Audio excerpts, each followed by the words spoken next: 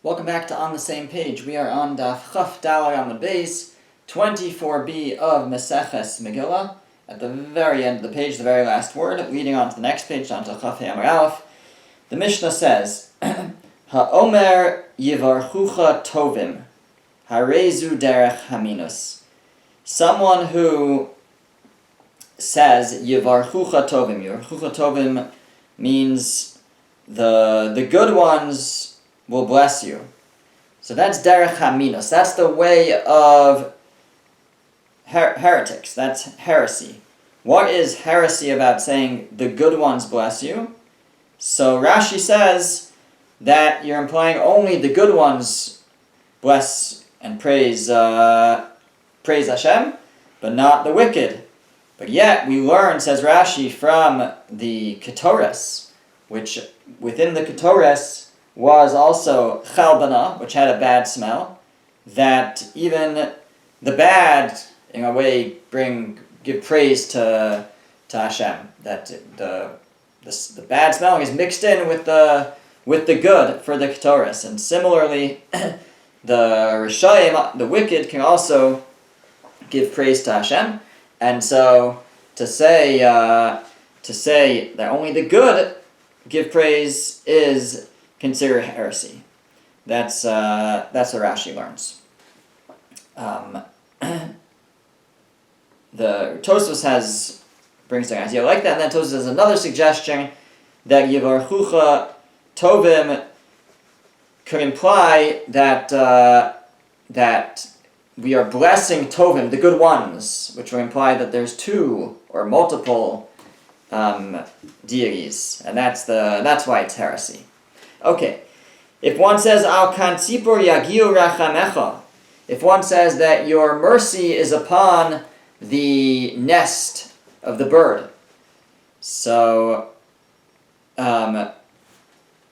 or if one says ve'al tov yizacher shmecha, that on the good your name should be mentioned, or if one says modim modim, if one doesn't say modim once when they thank God, they say it twice, modim modim.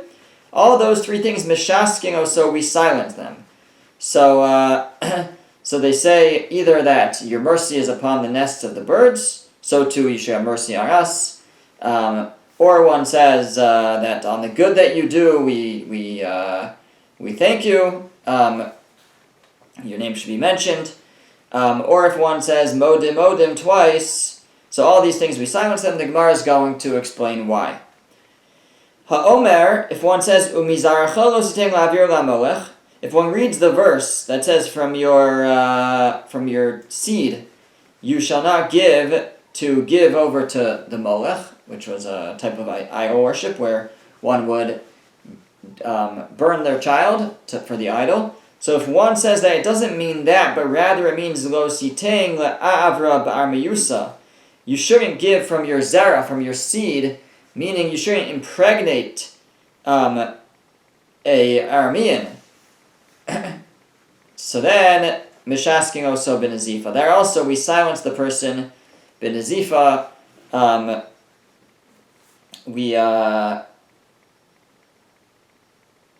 We like it with harsh words. So what's wrong with saying that it means so literally it means that you shall not give from your offspring to this idol. So if one were to translate as one should not give their seed to an Aramean woman, which is certainly true that one should not have relations with an Aramean woman, but they're taking the verse out of its simple reading, and it seems from Rashi that the punishment described for one who does worship Molech isn't necessarily applicable to one who has relations with the Aramean. And now, if you're saying that that's what the verse is talking about, then you're applying a punishment to them that wouldn't be correct, wouldn't be true. Okay. Says the Gemara, Bishlama modim modim. I understand why a person who says modim twice, that we silence them. Why? Because demechzik shtei reshuyos. because it looks like they worship two deities, the two gods, Modim to one and Modim to the other. We give thanks to one, we give thanks to the other. So that we understand. And Ve'al Tov Yizacher Shmecha Nami. And also, if somebody says that your name should be mentioned on the good, I also understand why we silence them. Dimashma, because that implies Al Tov in Ve'al Ra Lo. That for the good we mention God's name, but for the bad things that happen, we don't. But that's not correct. Utznan, we learn in a Mishnah, Chayev Adam Levarech Al Rak Shimshum Levarech Al Tova. A person has to bless on the bad things that happen, just like they bless on the good things that happen. On the good things that happen, we have a special blessing at Tov Ve'ametiv, and or Shachianu sometimes, depending on the situation. And on the bad, we have a blessing. When someone dies, we say Baruch Dayan Ha'emes. Blessed is the true judge. So we recognize that not only the good comes from God, but what appears bad also comes from God. Maybe ultimately it's for the good, but it all comes from Him. So if one says only mentions God's name on the good, so that we silence them, that's a type of heresy. However, ask the Gemara, Ella al kansipur yagir rachamecha my taima. But what's the reason why, if somebody says that your mercy is upon the bird's nest, we silence them? It's true. Hashem has a mitzvah for us called Shiluach HaKein, that if you want to take the eggs from a nest, or the chicks from a nest, you have to first send away the mother bird. So that's being merciful. So what's wrong with saying that Hashem's mercy was upon the birds' nests, and so too it should be upon us? So Pligi Batrei Amoraim Maraba. Two Amoraim debated it in the West, in Eretz Yisrael. Rabbi Yossi bar Avin, Rabbi Yossi bar Zvida. Chad Amar, one of them said that the problem with saying that is Mipnei Shematel Kina B'Maisa Bereshis, that you create jealousy amongst the creations. That you point out that Hashem had mercy on birds specifically, and on other animals not. So that's the problem. You're creating jealousy amongst the creations. And the other one says, because you are implying that the midos, the attributes, the mitzvahs of Hashem come from mercy, and really they're just decrees. So there's a lot of discussion about what this Gemara means. Rashi says they're only gezeros lahatoleno ulo, that it's to put His yoke upon us. They're just degrees that we can serve Hashem, we can serve our King, but they're not out of Hashem's mercy. So some explain what this means is that it's or I think the Rambam understands that one opinion is saying are reasons for mitzvahs. The first one, the second opinion is saying that there are not reasons for mitzvahs. They're just decrees. And the Rambam says we go like the opinion that there are reasons for mitzvahs. I think another way to understand this is that the second one, we're saying they're just decrees, is I think the Ramban says what that means is that not that it's not our mercy, but it's not because Hashem has mercy on the bird that He's telling us this. It's that He wants to inculcate within us the trait of mercy. So to say that Hashem gave this mitzvah of mercy on the birds would be problematic. So there's a lot of discussion about this. Fine. So that's the two opinions for what's wrong with saying Al Kansipor Yagir Rachamecha, that your mercy is upon the birds. Either it's creating jealousy or it's mislabeling. It's not the reason. It's either a straight up decree or it's just not correct to say that it's out of mercy for the birds. Fine. Hahu denachas kamei derabba. There was a person who went down to daven, to lead the davening in front of Rabbah. Amar, and he said, Ata chastal kansipor, ata chus v'rachim aleinu.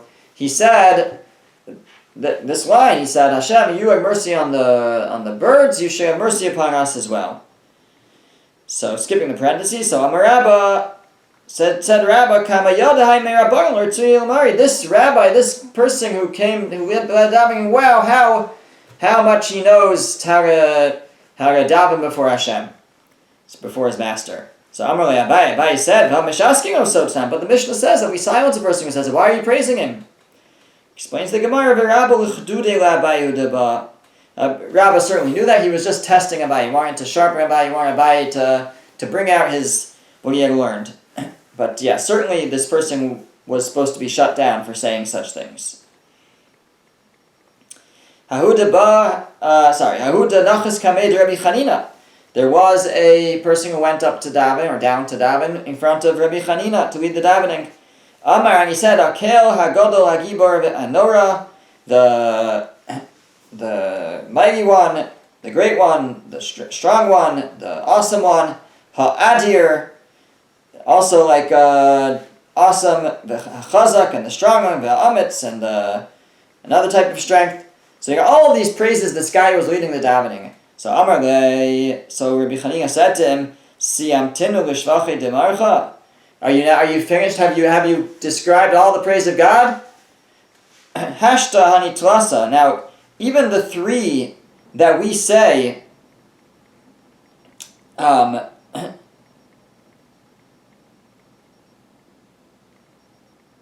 hagadol hagibor ve'anora. I guess the descriptions are gadol, gibor, and nora. Even those three.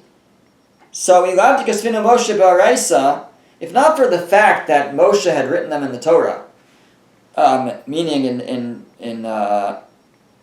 Sefer Dvarim, there's a pasuk, there's a verse that has that description of Hashem. So if not for that, Moshe had written it. Ve'asu Anshe Knesset Gedola b'takninu, and the Anshe Knesset Gedola came and established it. Rashi says actually it's referring to a pasuk in Nehemiah where the Magen of the Great Assembly used these words, but it also could just mean that it's in the Shemona Esrei. They established that we praised Hashem in that way, based on that Moshe gave that praise. And we wouldn't have said it. Meaning we can give like maybe one description of praise for Hashem, but once we start listing off praises, then it makes it seem like we're trying to get to all of them. Well, we're obviously not going to get all the praises of Hashem, so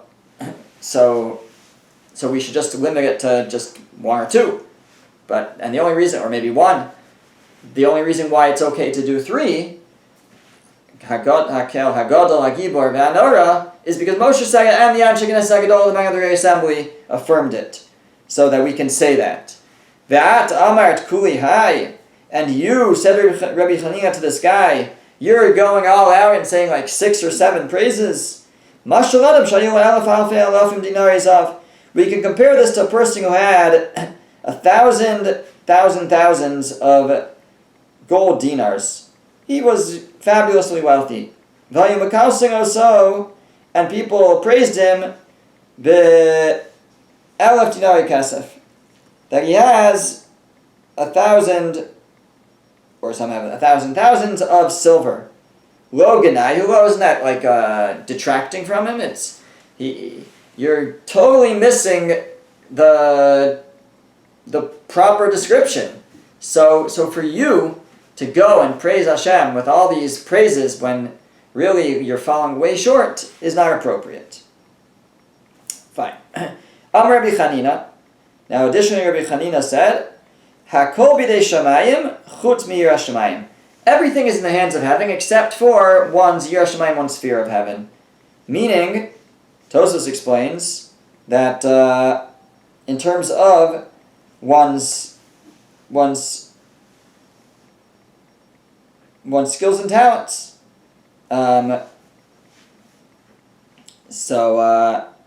He says, for example, whether a person is smart, their intellect, even poor or rich, strong or weak, that's all decreed from our high. The only thing that's handed over to our control is whether we're going to have fear of heaven and act accordingly. Shenemar, as it says, that Moshe Rabbeinu says to the people, Ve'atah Yisrael, and now Israel, Ma Hashem Elokecha Shalom Me'imach. What does Hashem ask from you? Kim liyira, except for to fear Him. So that's all we're asked, and that's all that's in our control. Whether to fear God and act accordingly. Now Michlal, implying Diyira Milsa Zutrasi. Now Moshe Rabbeinu implies that it's easy, it's simple, it's small. Because he says, What does Hashem ask for you except for this? That's it. No big deal. Fear of heaven. So the Gemara says that implies that this is an easy thing. So the Gemara, which it's certainly not. It's challenging. So the Gemara says, "In yes l'gabe Moshe Rabbeinu Milsa Trasi." For Moshe, it seemed simple. It seemed easy. Mashal adam shemavakshing imenu kli gadol. You could compare it to a person who people ask for a big vessel, v'yeshua, and he has it. Dolalav kli katan. It seems small to him because he has it. It's not hard for him to get. But katan ve'englo, if they ask for a small vessel and he doesn't even have it, dolalav kli gadol, then it's like a big vessel to him because to get one is complicated. So to Moshe. Moshe had it. Moshe Yiras Shamayim. He had fear of heaven. So for him, it seemed like a small thing. So he says, "What does Hashem ask for you except for this?" It seemed like a small thing to him.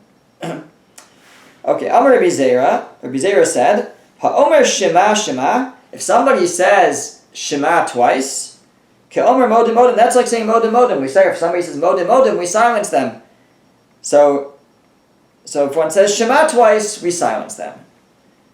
Ka'omer modim dami. That's like saying modim twice. So Meisvei, we have a contradiction from a brisa. It says Akareh Shema v'kofla. If one reads Shema and doubles it, repeats it, Harei zeh meguneh. That is meguneh. It's bad. It's not proper. But it sounds like meguneh hudahave. It's not proper. But shtuki lo meshaskin. It doesn't say that we silence the person, we shut them down. So which one is it? We're saying now if you say Shema Shema, we silence you. On the other hand, the Brisa says that if you say Shema twice, then it's not good, but it doesn't say that we silence them. So the Gemara answers, "Lo kasha is not a contradiction. Hada amar milsa milsa v'tanila, hada amar psuka psuka v'tanila." Why is speaking about where he repeats each word? So that doesn't make it look like there's two gods. You say Shema, listen, Shema, Yisrael, Yisrael, Hashem, Hashem, Elokeinu, Elokeinu, Hashem. So that doesn't look like two gods. It just doesn't make sense to do that. It's foolish. So that we won't silence them, but we say it's Megillah. It's not proper. But if one says Psuka Psuka, if one repeats the entire verse, Shema Yisrael, Shema Yisrael, and then they repeat it again, so that could imply that there's one for each god. Again, you're saying Echad, so what does that mean then? There's only one, but that's the concern. Amalei Rapapa said to Rava, "B'dil meikar lo kivin daite." What do you mean if he repeats it, it's a problem? And we silence them. Maybe he just didn't have kavanah the first time. Maybe he didn't have proper intent. So that's why he's repeating it, because he need intent for the first pasuk of Shema. So Amarle. So Rava responds to Rav Papa, "Chavrusa kape Shmaya. Are you like a friend of the heavens? How could it be that somebody didn't have kavanah for the first verse of Shema? If a person didn't have kavanah for the first verse of Shema, we should smack him with the hammer of a blacksmith. That's going to hurt until he has kavanah. So Rava could not fathom that a person could say the first pasuk of Shema without kavanah, and he said anybody does that, you gotta whip him with a hammer till he develops that focus. Okay. The Mishnah then said that Hamachana Ba'arayos Mishaskin also. I may have skipped this now when I read the Mishnah accidentally. So what that means is if one is reading the verses dealing with arayos, the forbidding relationships, and the person is mechana from the word kino, like nickname or like changes, and you say, oh, it's just the way that it speaks, but it really means something else. So the Mishnah said, "Mashaskin so we silence them," meaning when it says you should not reveal the nakedness of this relative or that relative, and somebody says it's a kino, it doesn't actually mean that. It means something else. What might it mean? Tana Rav Yosef, kalon aviv v'kalon imo. It means the embarrassment of one's father or the embarrassment of one's mother. You shall not reveal. Now, if you say that, then the Mishnah said we silence you. Why do we silence the person? So perhaps because this will imply that there are severe punishments for revealing the kalon, the embarrassment of one's parent. Now, it's obviously a very bad thing to do, but it's not like forbidden relationships, which are many of them are chayav kares, spiritual excision, and that's not necessarily going to be the case for something like this. But if you say that the verse is talking about kalon, the insult of your revealing the embarrassment of a parent, then it will sound like, and you get kares for that, which is not, in fact, the case.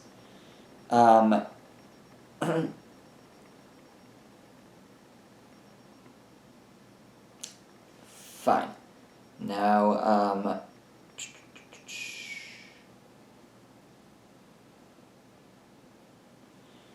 okay, then the Mishnah said, the Gemara quotes, that if one translates the verse that has to do with giving over one's offspring to Molech, if they translate it that it means giving one's seed to an Aramean woman, so that's a problem. Now the Mishnah didn't actually say, actually it did. So let's see. So talking to the Rabbi Shmuel, there was talking the Beis Medrash of Rabbi Shmuel, B'Yisrael haba al kusis, v'olid mimenu ben avodah zara kasam medaber. The problem would be to say, how would you read this into the verse that is speaking about an Aramean who, what does it mean, don't give? Again, the verse says, from your seed don't give to give it to Molech, and don't desecrate the name of Hashem. So what would it mean? So I understand we can say, don't give from your seed to an Aramean woman, but what does it do with to give over to Molech? Explains the Gemara, because if she becomes pregnant, the holy man and she has a ben avodah zara kasam medaber, she might give over that child to avodah zara, to idolatry, and that's why, and that's how one could have interpreted the pasuk, instead of the simple reading, which is that it means one should not give from their child to Molech. So to misinterpret it would again imply certain punishments that don't actually apply, and in that case, so that's why it's problematic to misinterpret it. Okay, we will hold it here and begin from the next Mishnah next time.